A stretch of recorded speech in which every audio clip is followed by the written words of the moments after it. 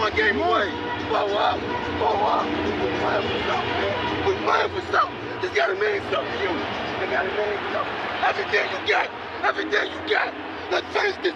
Do it, fellas. Let's go. Let's do it, fellas. Finish 2-3. 1, 2, 3. Finish. Hey, I got some wise words for that Cincinnati mayor. Know your role and shut your mouth, you jabroni. You gotta fight for your right to party!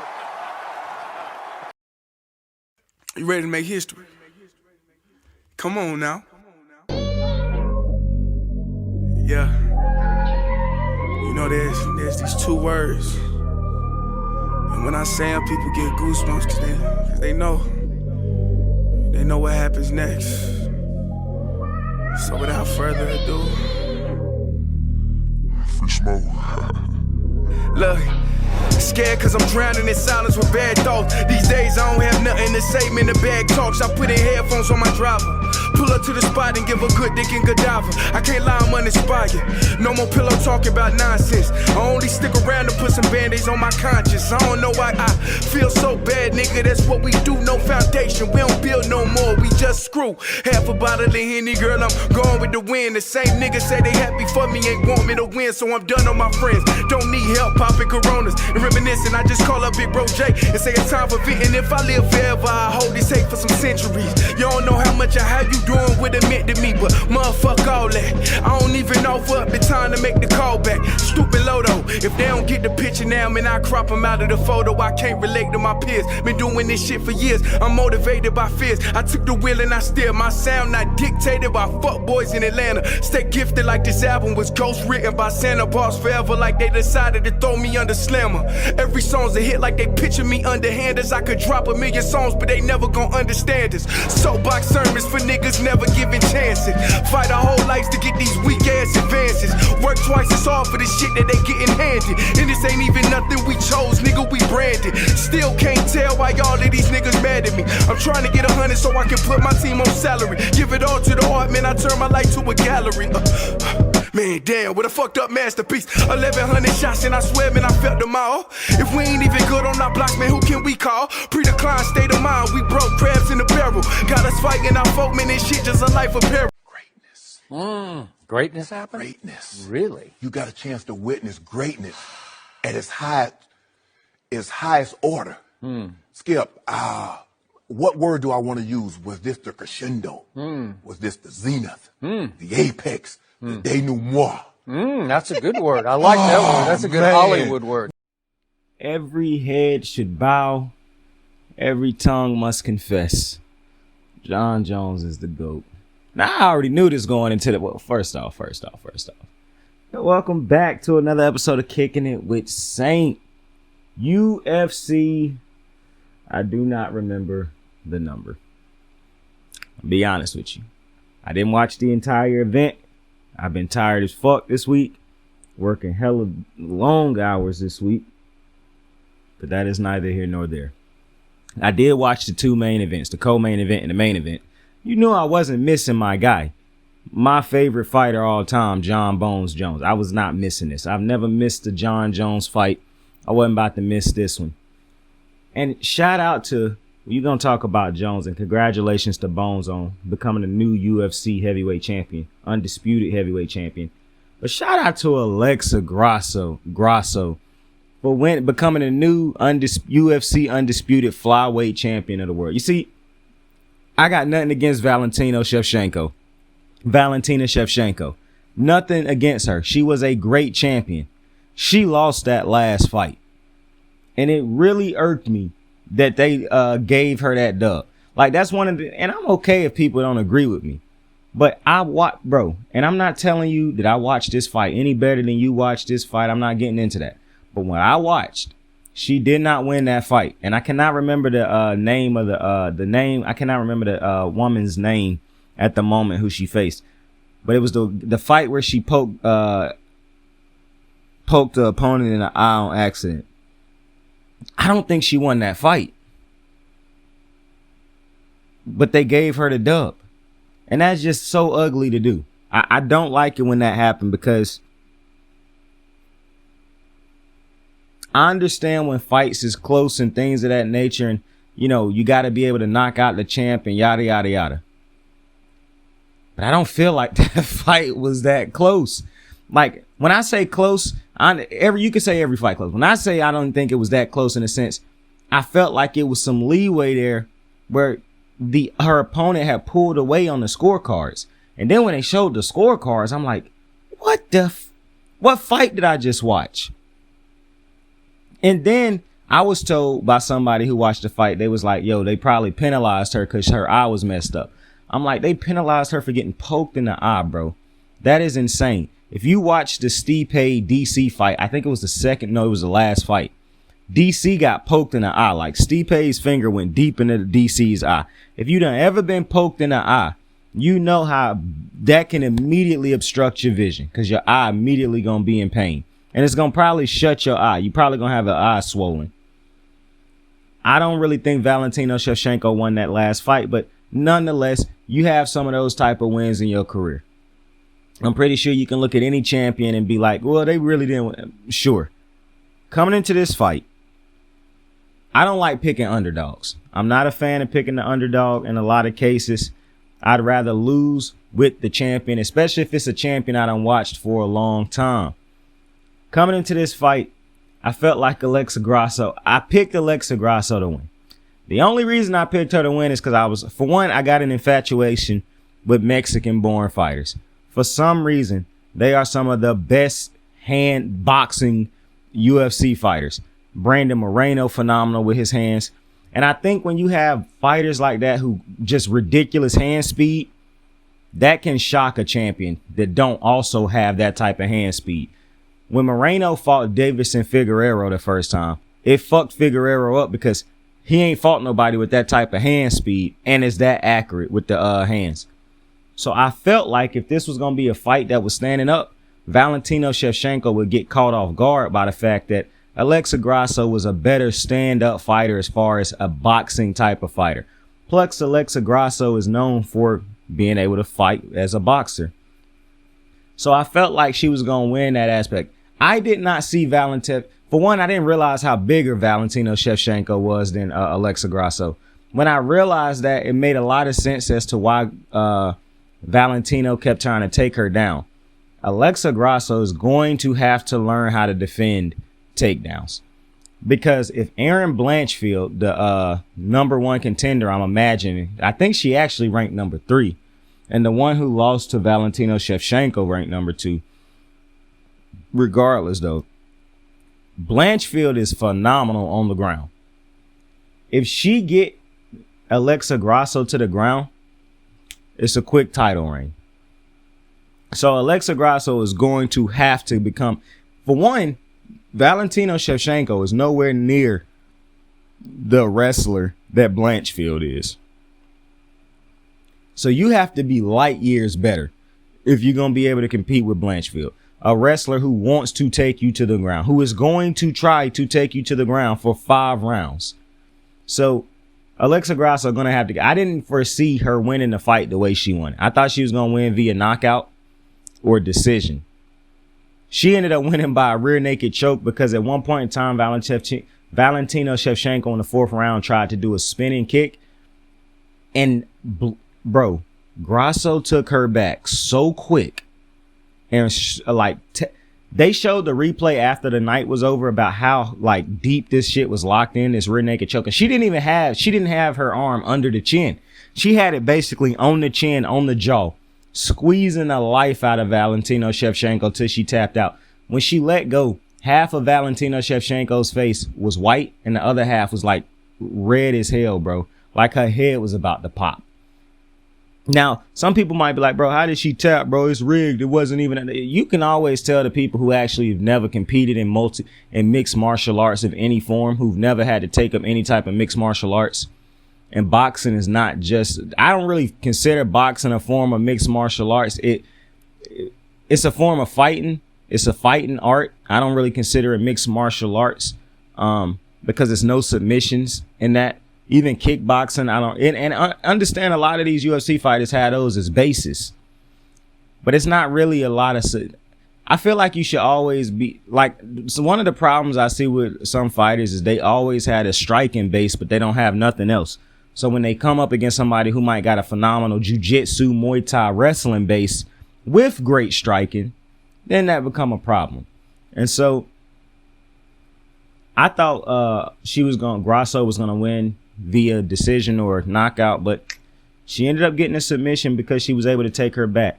And for Valentina Shevchenko, I think the ugly part of this match is what I saw from her in that last match. She can be beat. She looked as if she could be beat in both of her last two matches, and she was beat in this one. And the thing that was so alarming to me, not necessarily like alarm, like, oh man, if she do this again, it wasn't that. It was the fact that opponents started to look like they could hang with her now. And once it start to look like it's a cheek in your armor, now it get harder and harder because people looking at you, they're getting better. Clearly the competition constantly getting better. You're not running through your opponents no more. And it almost happened to every champion. There's very few times that champions just straight up dominate their competition all the way through their careers. At some point, you start to have to get those tough wins, those dig 'em out heart type wins. And the thing with Valentina Shevchenko, well, it's really the thing with champions. When you fight against an opponent who not scared, they patient, and they don't stray away from their game plan. That's when it get hard. Alex Pereira came in with a phenomenal game plan against Adesanya when they fought. He didn't rush. He wasn't over anxious. He wasn't like jittery. He stuck to his game plan. He remained patient. He took the opportunities when they presented themselves, and he got the win. That's how you have to beat champions. And Alexa Grasso, while, like I said, got to get better with the takedown defense, to see how she kept herself composed throughout. And I thought she was winning a lot on the feet. And that's another thing when it comes to Valentina Shevchenko. I don't think Valentina Shevchenko is the best stand-up fighter in her division. I think she's bigger than some of the women in her division. So naturally she'll be stronger than them and this and that. But the thing with Valentina, the two people that she done lost against, Amanda Nunes and now this one to Alexa Grasso, both of them, in my opinion, were better on the feet. Now, on the feet ain't why she lost this fight. However, she did go for more takedowns in this fight, in my opinion, because she was starting to lose on the feet, or she realized, wow, this is actually a tough task trying to box her on the feet, because she is clearly a better boxer. Rather she better than me or far better than I anticipated, I got to try to take her to the ground. Some of her takedown attempts started to become calculated and whatnot. And really, she lucky that when they became calculated, Alexa Grasso didn't give her a knee or something to the temple to knock her out when she telegraphed her takedowns. But the thing about this fight is, in MMA, it just takes one mistake for everything to go south. And that's exactly what happened tonight. She tried to go for a spinning kick. Alexa Grasso was able to counter it very swiftly, take the back, get her down, rear naked choke. It was a struggle. And if you ever see people who get locked into a rear naked choke who try to fight it for a long time, it always looked like a gruesome struggle. And it's usually a struggle that's lost in the end. Because that's just a vicious hold to be put in, whether you got somebody who got it. See, I don't think some people realize, like, yeah, if somebody put in a fully, the perfect rear naked choke, obviously you getting put to sleep if it's locked in properly, because you either tapping out or you getting put to sleep. You're not surviving it by trying to fight it off if it's already locked in perfectly. But if you lock it in the way Alexa Grasso locked it in also, where you basically is now able to apply that type of same pressure that you would apply if it was locked under the chin, you apply that same pressure on the jaw, you could break somebody's jaw. You could shatter somebody's jaw like that. And that type of pain where you cranking on the neck and what, bro, I'm telling you, that's tough. And shout out to Alexa Grasso, bro, because one of the things that I had noticed during the pandemic and throughout like that time in the UFC, a lot of the championships fights was terrible because the competitors just were not that great. It's not even that they weren't great. It felt like they wasn't prepared for these fights. It felt like they wasn't prepared for these moments. And it felt like the champions was getting easy wins from people who just were not prepared to sit down and have these to compete against these level of competitors. It's one thing when you go in there and fight somebody who not really a legendary type of opponent. It's another thing when you got to walk into a cage and you see a Daniel Cormier standing across the cage, or a Stipe Miocic, or a Francis Ngannou, or a Amanda Nunes, or a Rose Namajunas, or a Valentino Shevchenko, or a John Bones Jones. When you got legendary fighters standing across the cage, a GSP, a Lyoto Machida, a Rampage Jackson, like all these different type of great fighters standing across the cage from you, when you got to step into a cage against that type of champion, bro, it's just the lights get super bright. And I'm not going to call out no champion who done ever competed who ain't like a top legendary type of person. But just understand, when you go up against that level of champion, the lights shine far brighter because it's a lot on the line. And John said it going into his fight. Serial is fighting to be the best right now. I'm fighting to be the best all time. Like, we fighting for two different things. This is a fight that means two different things for us. And that lead me to the John Bones Jones fight. I don't bet against John Jones, bro. Never have, never will. I'm always going to pick John Jones. And the day if he lose, I'm just going to sink with that ship. It just is what it is. The dude is the greatest to ever do it. Listen, I'm not arguing. It's a couple things I don't argue when it comes to sports anymore. This is one of those things. You free to believe all these other fighters is better than Jones, GSP and this and that. Listen, most people who got a bias on Jones, a negative one, is because of the stuff he done off the out of the cage. Because, like I tell you multiple times, fans they portray themselves as perfect. So when athletes and people of high caliber who make a lot of money in the spotlight do anything that they deem not becoming of a good person or something they would do, then they shun them and all these type of things. And then for people that they like, they come out and say, oh, you know, people make mistakes and yada, yada, yada. I can't tell you how many young white pop stars or white actors that people like then got caught being racist. And the whole crowd of people come out like, oh, they were so young, even though they was well above age to know the difference from right and wrong, racist, not racist. So I've never been the type of person to hold people, to judge people in that type of way. I've been able to separate also what he did outside the cage and what he did in the cage. I'm not sitting here telling you John Jones a great person and all that type of things, but I'm also not finna sit here and judge that man. What I'm doing is sitting here and judging what he done in the octagon. And you cannot find a fighter. And for one, I think it's silly to think GSP is greater than somebody with the resume of John Jones at that weight level, because I can't change GSP and make him the same weight as John Jones. But if you ever had to match him up, it's no way GSP ever beating a dude as big as John Jones. So to me, it's not even, at no point in time in the history of telling you who the greatest have we ever took somebody who was a lightweight, who was below the weight class of a heavyweight, and said they was greater all time than a great heavyweight, because we know what it takes to beat heavyweights. As much as technique and all this go into being a great player, in the heavyweight division, them motherfuckers can hit you one time and put you to sleep. That's the risk you take being a heavyweight. You can put technique out the door with certain heavyweights. But I respect GSP and everything he done. I respect Anderson Silva.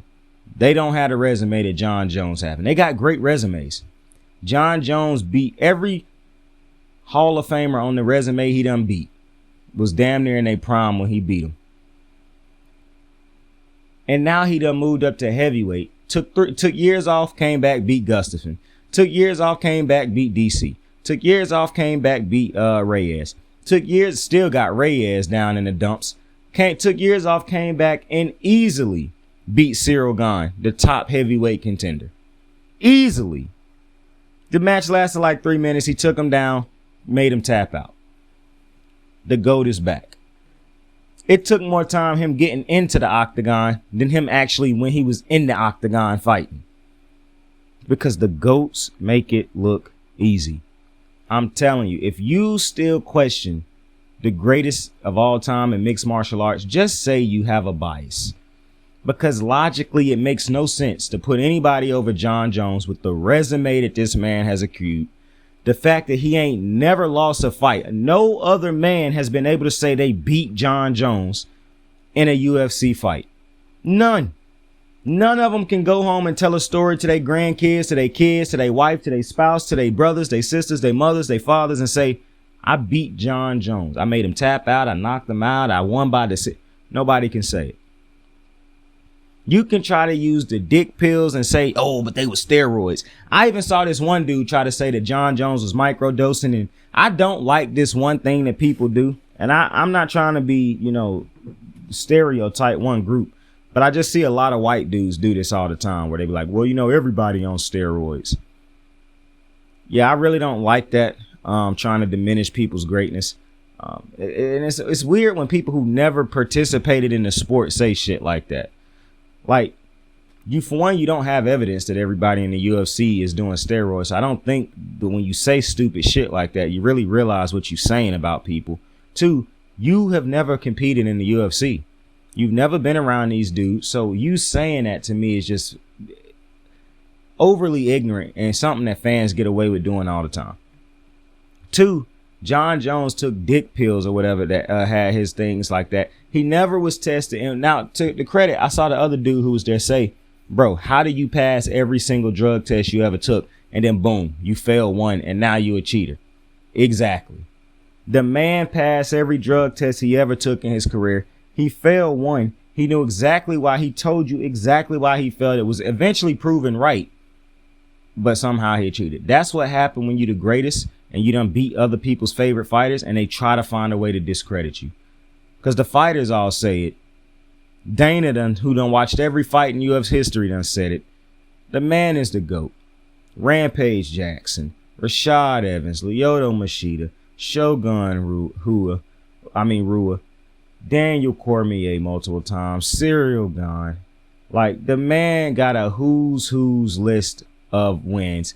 Victor Belfort. I mean, he done beaten champions, Hall of Famers, legends, your favorite fighters, your favorite fighters. The dude's resume, is unreal. It's unreal. And the fact that he can take 3 years off, which he'll tell you, I didn't take 3 years off. I took 3 years to get back in great shape, yada, yada, yada. And to come back and beat a dude in Cyril Gane who'd been active in the UFC for the last couple years in less than a couple minutes.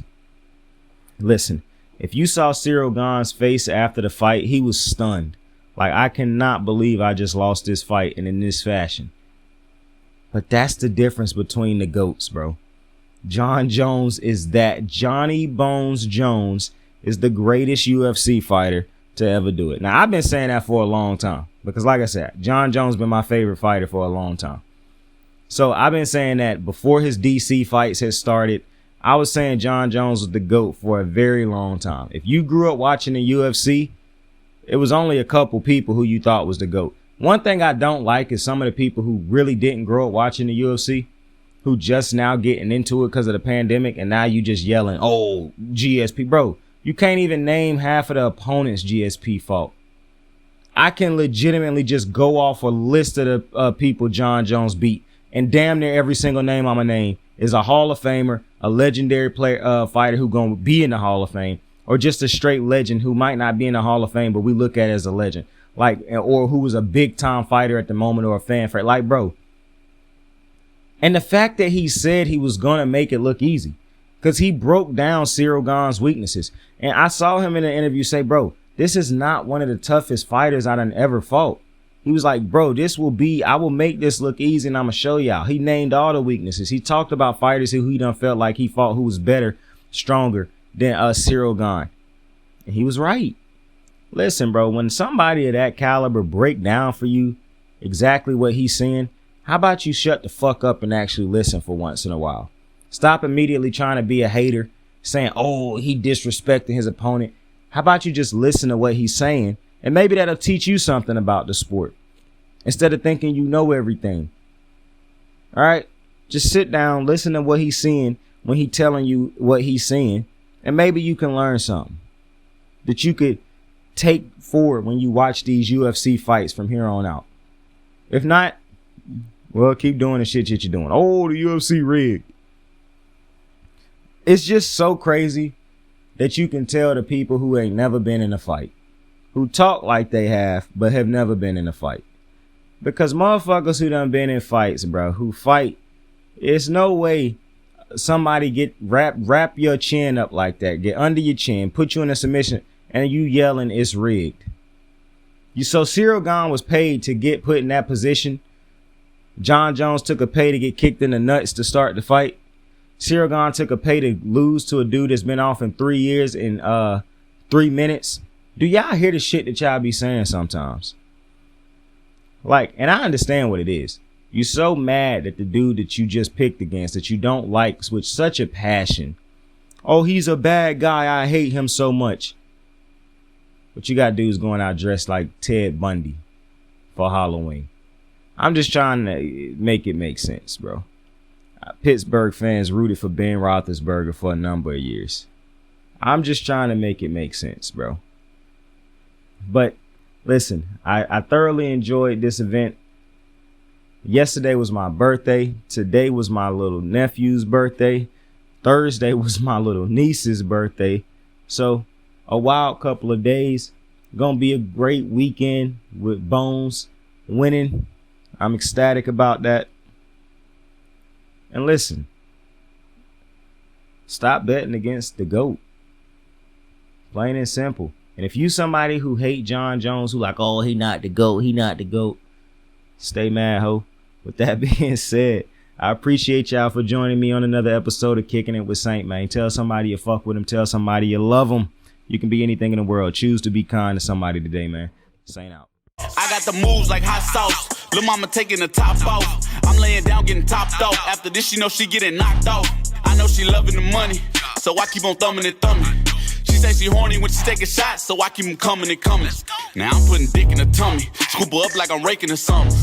You would think shawty red track, the way that she running and running. You getting dumber and dumber. You out here chasing the bone. After she finished from giving me dome, the Uber is taking her home. Tight.